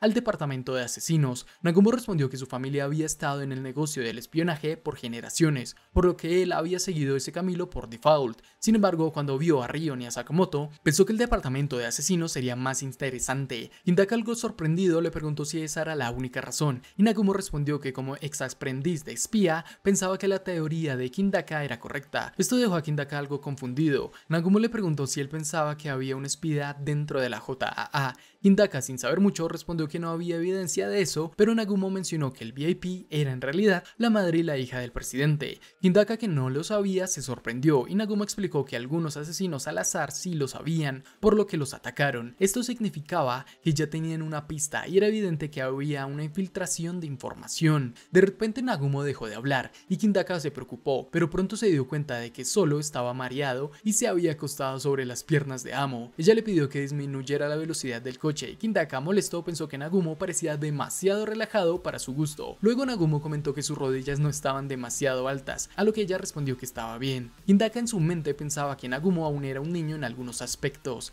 El grupo ya estaba a unos 80 kilómetros del aeropuerto, por lo que Rion sugirió jugar un juego de palabras, pero Hidaka se negó. Mientras tanto, en la sede de la JAA, Yotsumura le dijo al presidente que era hora de una reunión general mientras limpiaba su arma. El presidente respondió afirmativamente, y Yotsumura reconoció la pistola como una Nagnat M1895 de la antigua Unión Soviética. Sin embargo, el presidente explicó que era solo una imitación de una tienda de segunda mano, pero bien hecha. Dijo que era un poco más complicada para un revólver, pero que ensamblarlo le resultaba relajante. Yotsumura, preocupado por la pistola, preguntó si la había roto, y el presidente le respondió que no, solo estaba ensamblando. Luego le mencionó que Hidaka estaba protegiendo protegiendo a su familia y que podía confiar en él. Esto sorprendió al presidente, quien en verdad habría preferido tener a Yotsumura con ellos. Yotsumura respondió que eso era demasiado, ya que él debía quedarse allí con el presidente. A Yotsumura le preguntaba que aunque Hidaka fuera talentoso, su aspecto rudo podría asustar a Konomi. Sin embargo, Yotsumura le dijo que dejara que Hidaka se encargara de eso, ya que él era el jefe de la JAA. De repente alguien comentó que Yotsumura no debía ser tan frío, lo que sorprendió al presidente. El hombre de cabello rizado, Asaki, dijo que aún se preocupaba por su hijo Amane y preguntó si no le preocupaba. Yotsumura le respondió con firmeza que si volvía a mencionar a su familia o a la del presidente mientras la puerta estuviera abierta, lo mataría. Asaki, avergonzado, se disculpó y aceptó que debía tener más cuidado la próxima vez. Finalmente el presidente le dijo a Yotsumura que no se pusiera tan nervioso, ya que solo estaban presentes los ejecutivos de la JAA, pero Yotsumura no estaba de acuerdo con el presidente, diciéndole que no confiaba en Asaki, pero el presidente le respondió que debían ser más amables, porque si él moría, uno de ellos sería el siguiente en la línea para convertirse en el nuevo presidente. Mientras tanto, la madre y el hijo del presidente hicieron una parada. Hidaka les dijo que descansarían solo 2 minutos y luego continuarían de inmediato. Les ordenó a Sakamoto que compraran comida mientras Uzuki se alejó un poco para hacer una llamada. Al llegar a una esquina, Uzuki marcó el número y alguien le preguntó si la misión iba según lo planeado. Uzuki no contestó de inmediato, pues le dijo que esto no era lo que habían acordado. Mencionó que no le habían dicho que el VIP era un miembro de la sociedad común. La persona al otro lado era Saki, quien le recordó que Uzuki probablemente se habría echado para atrás si supiera que su misión era matar a una madre y su hija inocentes. Añadió que como hermano mayor solo intentaba ser amable, pero Uzuki insistió en que iba a abandonar la misión. Asaki no podía creerlo. Le preguntó qué sentido tenía su infiltración en la JCC si se retiraba ahora. Le dijo que no esperaba que la misión de Uzuki fuera fácil, pero no podían permitirse perder esa oportunidad. El hermano de Uzuki, a quien llamaba Kei, le dijo que si insistía en renunciar respetaría su decisión, pero le aseguró que se sentiría mal por no poder cumplir su promesa. Por eso le pidió que completara la misión como espía. Asaki le dijo a Uzuki que debía secuestrar a la madre y al hijo. Uzuki no pudo aceptar esa orden. Dijo que no podía hacerle daño a personas inocentes. Asaki con calma mencionó el orfanato Alcamar, pero Uzuki no se detuvo ahí. Propuso eliminar a Hidaka en su lugar. Asaki le respondió que no debía alterar el plan, el cual consistía en atraer al presidente usando a su familia como rehenes. Uzuki le sorprendió escuchar que ese era el punto, que el presidente no solo quería venganza, sino que también planeaba convertir a uno de ellos en el nuevo presidente. Asaki explicó que Hidaka era el líder de la orden, mientras que Yotsumura era la mano derecha del presidente. Ambos representaban obstáculos importantes para la insurgencia, por lo que Uzuki dijo que se encargaría de ellos sin necesidad de rehenes. Sin embargo, Asaki le advirtió que no fuera ilusorio. Si eso fuera posible, ya lo habría hecho. Uzuki explicó que Hidaka estaba herido y que podría encargarse de él, aunque eso le costara la vida. No veía razón para involucrar a la esposa y a la hija del presidente en la operación. Asaki aceptó la propuesta, pero le advirtió que si fallaba tendría que imponer un riesgo adicional. Mataría a alguien del orfanato, refiriéndose al niño de cabello plateado que causaba tantos problemas al personal. A Uzuki no le gustaba nada la idea de que Asaki estuviera pensando en Gaku, pero antes de que pudiera decir algo más, Rion apuntó con su arma a su espalda. Uzuki se sorprendió y ella le ordenó que dejara el teléfono y pusiera las manos sobre su cabeza. Uzuki nervioso pensó que podría derribarla, pero sus manos temblaban. Rion de repente rompió a reír, le pasó el brazo por encima y dijo que lo mataría de risa, porque su expresión era tan seria y su reacción tan genuina. Luego se alejó diciéndole que llamara a su novia más tarde o tal vez a su madre. Uzuki, un poco confundido, aceptó y dijo que la seguiría, pero ya había colgado el teléfono. Después de la rápida parada, continuaron rumbo al aeropuerto. Según Hidaka, ya estaban a unos 60 kilómetros, por lo que les advirtió que no se relajaran. Si sentían sueño después de la comida, debían avisar. Con tono jocoso les dijo que estaría feliz de ponerles una bala si no seguían sus instrucciones. Todos respondieron afirmativamente, y mientras conducían, Uzuki sacó una foto. Rion, curiosa, le preguntó qué era, y él le contestó que eran sus amigos del orfanato donde había crecido. Dijo que después de esta misión tomaría un descanso de la JCC y pasaría tiempo con ellos. Rion se mostró complacida y le dijo que se asegurara de no morir de repente. En ese momento, Rion notó algo en el puente que tenían por por delante. Un francotirador estaba apuntándoles. Rápidamente empujó el rostro de Uzuki hacia abajo para protegerlo. Mientras lo hacía, comentó que ese era el maldito recogedor de buenas acciones de nuevo. Desde una posición elevada, Higuchi les dijo que hicieran una buena acción y entregaran a la esposa y a la hija del presidente. Sin embargo, tanto Sakamoto como Nagumo le dispararon, lo que hizo que el francotirador se moviera de su puesto para evitar los tiros. Mientras presionaba lo que parecía ser un detonador de bomba, esto provocó que una parte del puente por donde debían cruzar explotara. Rion, que estaba en la parte delantera del vehículo, vio esto y cambió de lugar con Uzuki, quien se sorprendió por su acción. Rion aceleró a fondo y se dirigió a toda velocidad hacia el puente destruido para cruzar al otro lado. Le preguntó a Kindaka si la madre y la hija estaban bien, pero no pudo terminar la frase porque alguien apareció de repente a su lado. Era Kindaka, quien había saltado al gran hueco del puente con la madre y la hija en brazos. Rion se mostró impresionada por su velocidad y se disculpó con él, mencionando que había ganado algo de su peso últimamente. Konomi, al ver su espalda, le preguntó si se encontraba bien, y en su mente Kindaka pensó que su espalda aún no se había recuperado completamente. Higuchi, desde el coche, dijo que aún no había dejado de recoger buenas acciones y salvar a una persona valía 6 puntos. Mientras tanto, sobre el coche, Nagumo se preguntaba dónde estaba Sakamoto. Rion le preguntó cuándo había saltado al vehículo. Uzuki comentó que era imposible que Sakamoto cruzara porque el puente estaba destruido, pero Rion le dijo que Sakamoto encontraría la manera. Del otro lado, Higuchi iba tras él, gritándole que no podía escapar. Cuando Sakamoto llegó al borde del puente roto, disparó hacia una cuerda que colgaba enfrente. Al romperla, la agarró en pleno salto junto con su bicicleta. Desde ahí vio un pequeño ferry abajo y usó el impulso para acelerar subiendo por la pared del puente. Al llegar arriba, soltó la cuerda y aterrizó junto a su equipo sin despeinarse. Se disculpó por la tardanza, pero Rion le dijo que no se apurara, que todavía quería fumarse un cigarro. Mientras tanto, Higuchi miraba todo desde el otro lado sin creerlo. Empezó a cuestionar a los dioses de los asesinos, sacó su lista de buenas acciones y se preguntó por qué, a pesar de tanto esfuerzo, no le alcanzaba. Frustrado, dijo que entonces robaría los puntos de virtud de los demás. Activó su arma llamada Manos Ardientes y con ella salió disparado hacia el cielo cruzando al otro lado. Apenas aterrizó, dijo que tenía que reunirse con Koba de inmediato. De pronto se abrió la puerta del carro detrás de él y Sakamoto salió disparado. Higuchi no lo vio venir y recibió un golpe por sorpresa. Sakamoto le dijo que ya estaba acabado, pero Higuchi se negó a aceptarlo, diciendo que había que ver quién de los dos era más virtuoso. Mientras Suzuki pensaba en silencio, Higuchi se levantó otra vez y retó a Sakamoto, preguntándole cuántos puntos de virtud había acumulado. Sakamoto, curioso, quiso saber por qué Higuchi coleccionaba buenas acciones. Higuchi brincó emocionado, diciéndole que Koba nunca le había preguntado eso, y empezó a contar su historia. Antes de juntar puntos, era un asesino de tercera categoría. Un día, por impulso, quizás por una señal divina, recogió una basura del suelo y la tiró al contenedor. Al día siguiente, durante una misión, todos murieron excepto él. Ahí fue cuando entendió que si acumulaba buen karma, los dioses de los asesinos lo protegerían. Desde entonces se dedicó a hacer buenas obras, matando basura inútil del mundo. Mientras retrocedía, Sakamoto preguntó cómo sabía quién era basura. Higuchi, con una sonrisa, explicó que si alguien moría fácil era porque su karma era débil y eso los hacía basura. Sakamoto le contestó que si no había podido matarlos a ellos, entonces no eran basura. Higuchi aceptó, pero agregó que quizás solo habían sobrevivido de pura suerte, así que había que seguir intentando. Molesto, insultó a Sakamoto llamándolo idiota y dijo que ya empezaba a fastidiarse. Sakamoto, confundido, pensaba que tal vez sí era un poco tonto por no entender su lógica.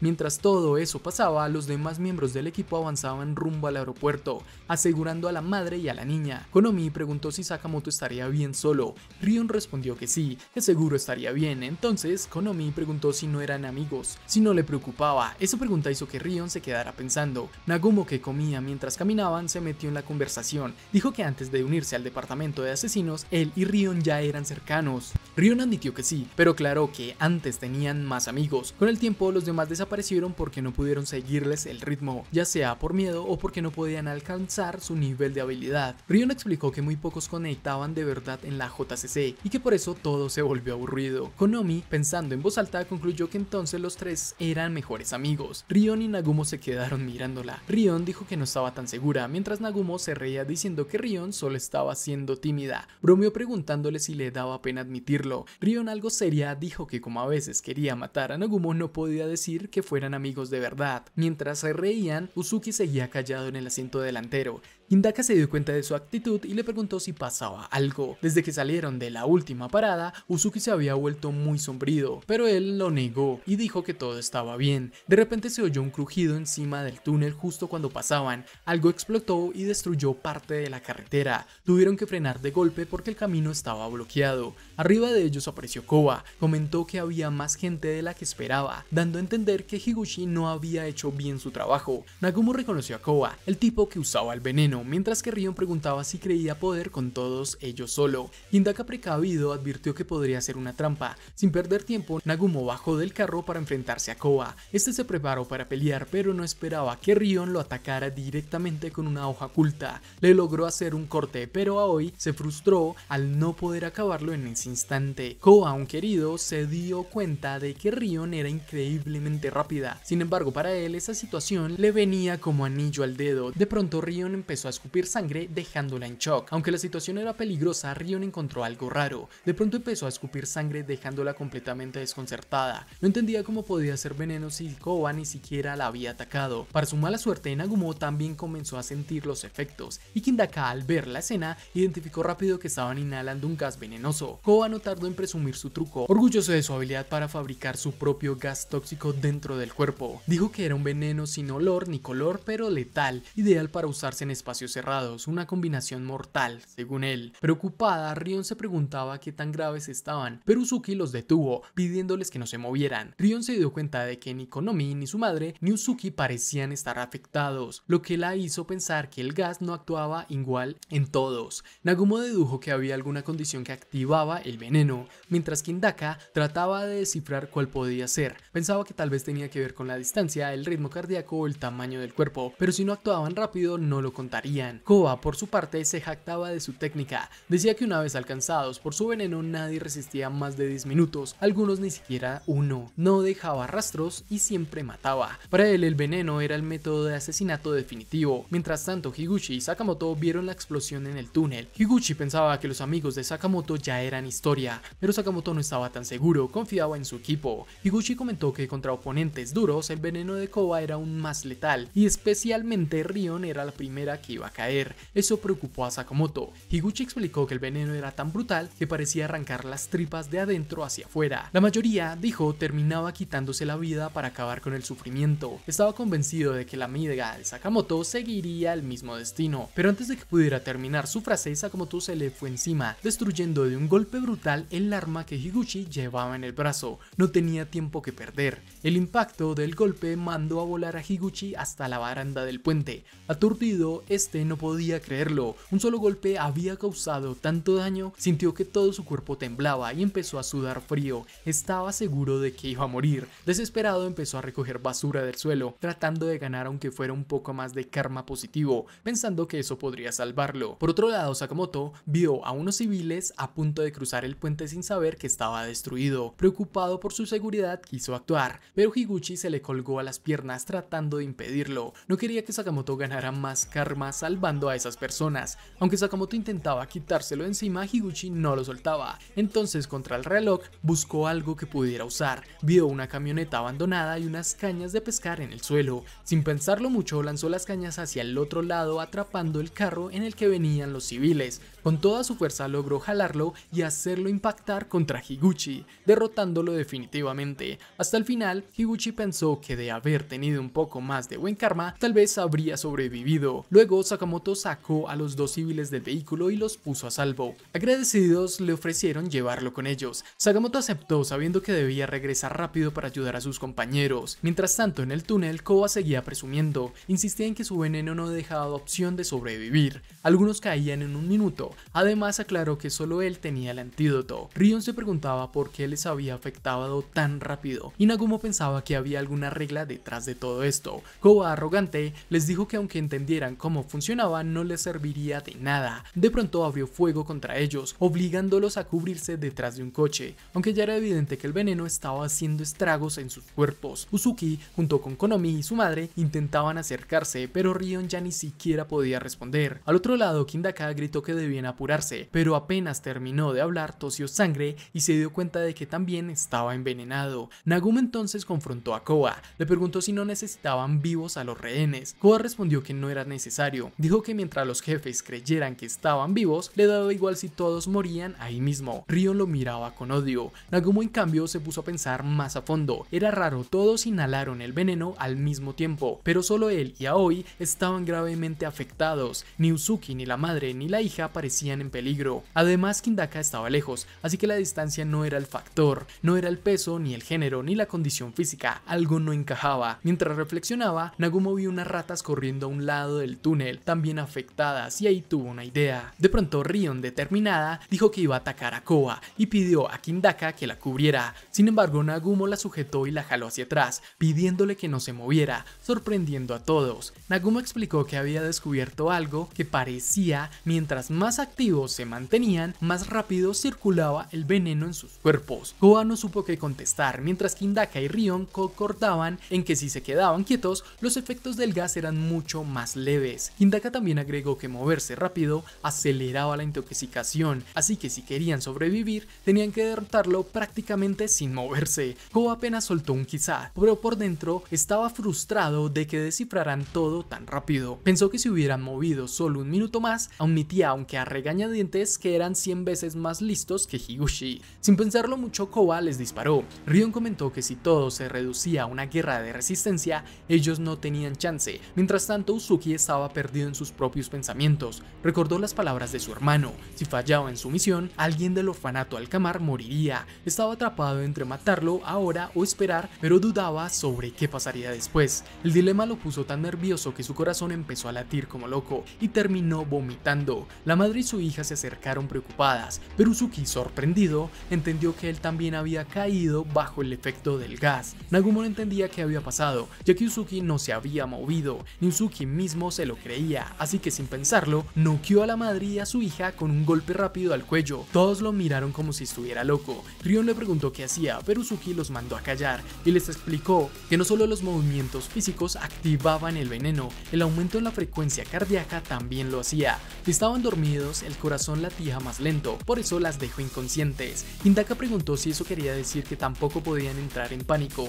Rion, furiosa, propuso volarle todo al enemigo, pero Nagumo le recordó que no podía alterarse. Koba ya les había advertido, aunque descifraran la condición no serviría de nada. Nagumo estaba preocupado porque aunque no se movieran, poco a poco iban a morir. Revisaron el maletero del carro buscando algo útil. Rion se sorprendió al encontrar una silla de ruedas y unas granadas. Se les ocurrió un plan un poco loco. Nagumo dudaba, pero Rion, convencida, dijo que un cierto idiota que conocía seguro lo haría. Nagumo solo asintió. Koba no daba crédito cuando vio a Rion lanzándose en una silla de ruedas agachada. Nagumo había arrancado la anilla de una granada con los dientes y la tiró detrás de Rion. El estallido impulsó la silla a toda velocidad, usando la puerta del coche como escudo. Con esto, Rion salió disparada hasta el techo del túnel, acercándose a Koba. Desde arriba, Rion lo atacó con un cuchillo, pero Koba bloqueó el golpe con su pistola. Se burló diciendo que su ataque era lento y sin fuerza. Sin embargo, no vio venir lo que pasó después. Rion le metió un balazo directo en el estómago.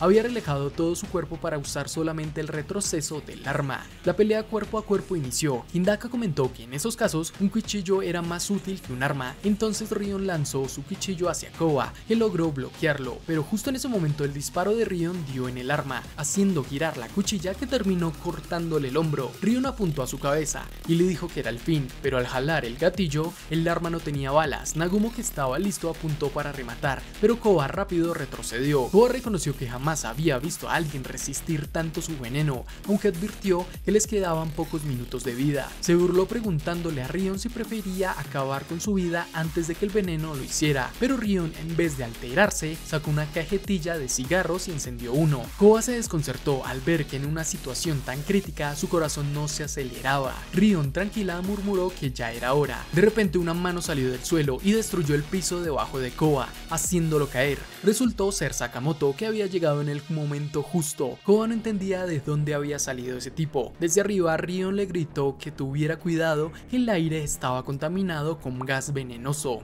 Sakamoto llamó a Rion mientras analizaba la situación. Koba, sorprendido, reconoció que ese niño había derrotado a Higuchi. Sakamoto no entendía cómo, ya que no le parecían rivales tan duros. Rion explicó que el gas era el problema, porque si se movían aceleraban su propia muerte. Aún sin comprender del todo, Sakamoto reaccionó cuando Koba lanzó unas cuchillas hacia él. Las esquivó fácilmente, pero también Rion sintió como el veneno empezaba a afectarlo. Koba le advirtió que ella estaba perdiendo energía solo por entrar al túnel. Había inhalado el gas y cada movimiento lo debilitaba más. Sakamoto entendió que no podía perder tiempo. Rion ya se veía cada vez peor. Koba afirmó que cuando un asesino le quitaba su velocidad estaba acabado, pero Sakamoto firme dijo que no necesitaba moverse rápido para matarlo. Eso dejó a todos sorprendidos, incluso a Koba. Sin pensarlo, Koba cargó contra Sakamoto, preguntándole quién se creía que era. Sakamoto ni se movió, dejó que lo apuñalara directo en el pecho. No se echó para atrás. En lugar de caer, agarró a Koba del cuello con fuerza, a pesar de los cortes que seguía recibiendo. Sakamoto no soltaba a su oponente, apretando cada vez más. Koba, por más que intentaba, ya no podía ni moverse para defenderse.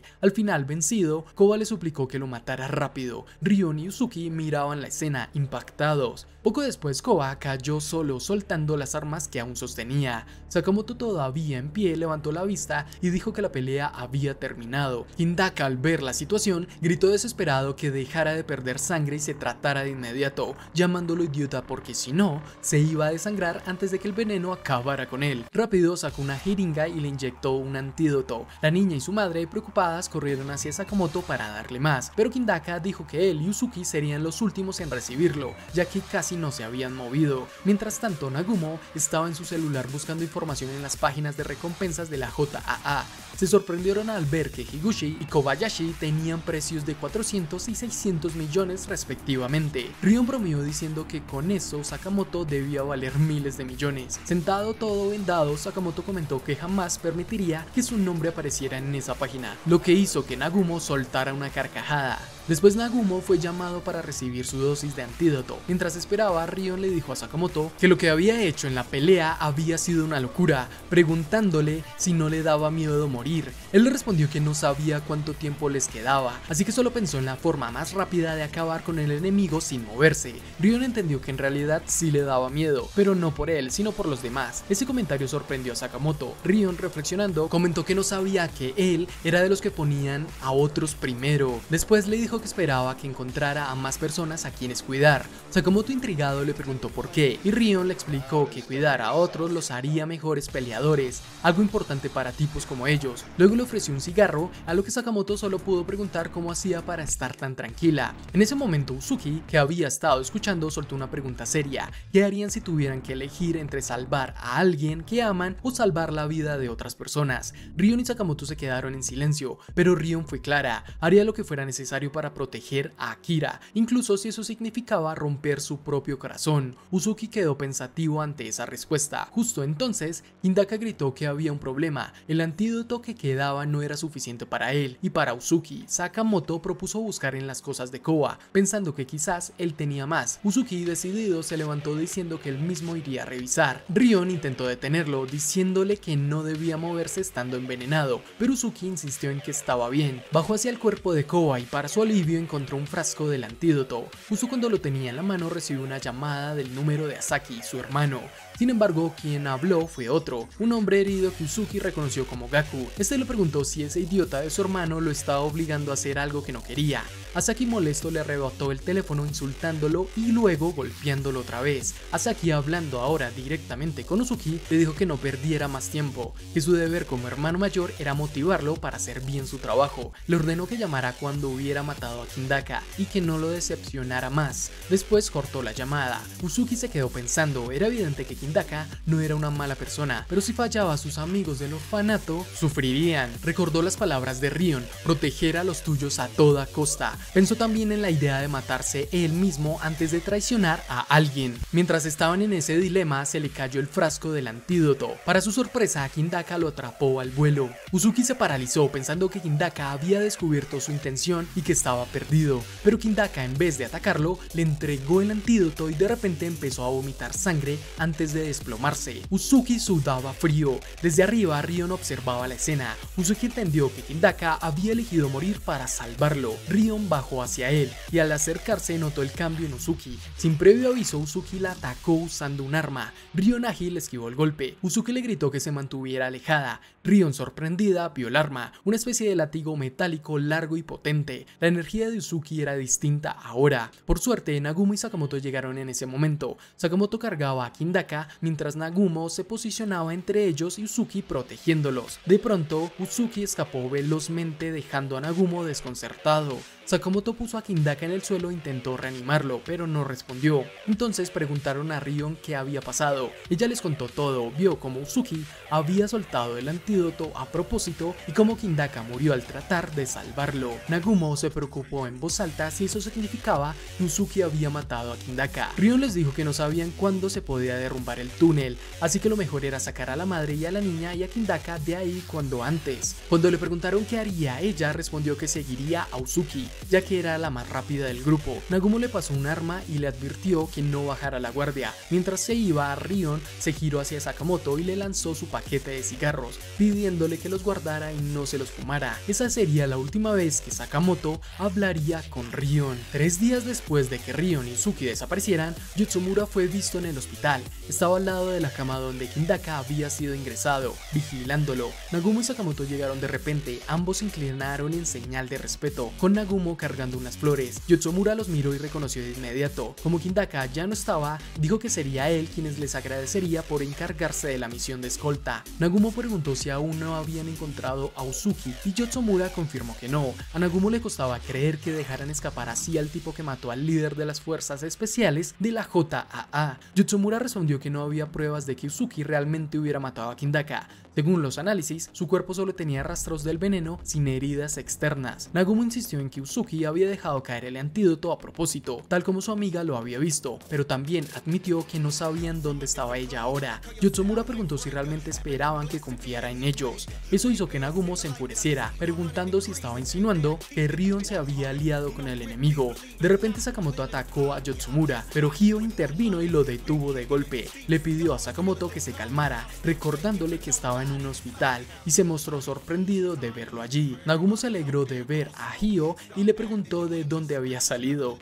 Hyo molesto le dijo que él era su senpai, no su bro. Hyo le preguntó a Yotsumura si hablaba en serio sobre confiar en ellos, cosa que Nagumo y Sakamoto no entendieron. Entonces puso un traje sobre la cama y les dijo que si querían encontrar a Uzuki, siguieran esa pista. Sakamoto lo tomó mientras Yotsumura le explicaba que si querían respuestas debían buscarlas por sí mismos. Nagumo preguntó si quería que se unieran a la orden y por qué confiaban en ellos. Yotsumura recordó que una llamada que Hindaka le había hecho antes, donde le decía que había encontrado talento prometedor y que estaba seguro de que los tres serían futuros líderes en el mundo de los asesinos. Al darse la vuelta, Yotsumura aclaró que no era cuestión de confianza. El mundo de los asesinatos ya no podía darse el lujo de rechazar a un agente con potencial. Eso sorprendió a Nagumo y a Sakamoto, mientras que Hyo no le terminaban de convencer. Más de un año después de unirse a la orden, Nagumo desde una azotea llamó a Sakamoto, le contó que había averiguado el paradero de Uzuki gracias a un amigo del departamento de inteligencia que le había pasado un mapa,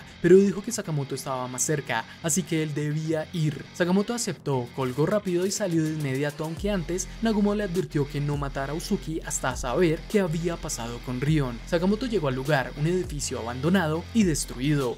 Apenas entró, una voz lo saludó. ¿Cuánto tiempo? Era Uzuki. Lo que Sakamoto vio a continuación lo dejó helado. En el suelo estaba el cuerpo de Rion, cubierto con el abrigo de Uzuki, sin poder creerlo. Escuchó como Uzuki decía que ella estaba muerta. Admitió que había sido él quien la había matado. Sakamoto no podía aceptarlo. De repente le vino un recuerdo de cuando Rion, viva y fumando, hablaba con ellos sobre qué harían después de graduarse. Como nadie tenía claro su futuro, ella había propuesto abrir un negocio de asesinos juntos. Ella tendría el 50% y Nagumo y Sakamoto el 25% cada uno. Ella misma decía que no tenía madera de líder. De vuelta al presente, Uzuki repetía que él había acabado con Rion. Sakamoto le preguntó por qué. Uzuki contestó que aunque se lo explicara, eso no cambiaría nada. Contó que había vivido como un esclavo de la JAA todo ese tiempo, atrapado en un dolor y una soledad que nadie de ellos podía imaginar. Era como si se hubiera estado ahogando en un agua oscura, pero ahora al fin era libre. Dicho eso, Uzuki preguntó si estaban listos para matarse entre ellos. Sakamoto respondió que primero tenía que llorar a su amiga y luego terminarían lo que habían empezado. Sakamoto sacó su cuchillo mientras Uzuki desenvainaba su látigo de hoja metálica. Se miraban con una intensidad brutal, como si hubieran estado esperando ese momento desde hacía mucho. Sin perder tiempo, Sakamoto se lanzó y le agarró la ropa a Uzuki, arrojándolo con fuerza. Uzuki reaccionó usando su látigo para agarrarle el pie a Sakamoto, tirándolo contra una columna que se vino abajo por el impacto. Sakamoto se levantó, decidido a no rendirse. Uzuki atacó y Sakamoto bloqueó el golpe con su cuchillo, disparando su pistola con la otra mano. Uzuki usó su látigo para desviar las balas, luego lo envolvió alrededor de Sakamoto inmovilizándolo. Tiró fuerte pero solo logró arrancarle el abrigo. Sakamoto serio contraatacó usando el propio látigo de Uzuki que había enrollado en su brazo. Usó el mismo truco, mientras estaba de espaldas, enredó el látigo en el cuerpo de Uzuki y lo lanzó hacia arriba, haciéndolo chocar contra el techo del concreto que se vino abajo. Mientras Uzuki caía, Sakamoto se preparaba para el golpe final. Uzuki se levantó e intentó otra carga, pero Sakamoto se adelantó y le cortó el cuerpo con su cuchillo. El golpe fue tan brutal que las cuchillas del látigo se soltaron. Uzuki, sangrando mucho, apenas pudo reaccionar mientras Sakamoto lo derribaba y le pisaba el pecho. Le apuntó con su pistola mientras Uzuki, tirado en el suelo, entendía que ya no había escapatoria. Uzuki, resignado, pidió un último favor, que no le disparara en la cabeza. Quería ver el cielo antes de morir. Sakamoto aceptó. Uzuki confesó que ya estaba cansado. Sakamoto simplemente le respondió que estaba bien, antes de apretar el gatillo y vengar así a su amiga perdida. Con eso la pelea llegó a su fin. Mientras tanto, en el presente de la historia, en otro lugar, alguien llamado a Slur. Era Kashima quien le advirtió que si se quedaba afuera acabaría resfriándose. Kashima preguntó qué pasaba y Slur, apoyando la barbilla en su mano, respondió que acababa de recordar algo vergonzoso del pasado. Eso despertó la curiosidad de Kashima. Slur, mirando al cielo, soltó un comentario: los asesinos deberían pensar muy bien cuáles serían sus últimas palabras, porque nunca se sabe cuándo va a llegar ese momento. Así termina el arco pasado de Taru Sakamoto. Te invito a que dejes algún comentario si tienes algo que aportar, también suscríbete y deja tu like si te gustó el resumen, y comparte para seguir con esta historia y saber qué sucede en el siguiente arco llamado Bangkok. Muchas gracias por estar aquí hasta el final. Recuerda que somos Geek Boys Resumen. Hasta la próxima.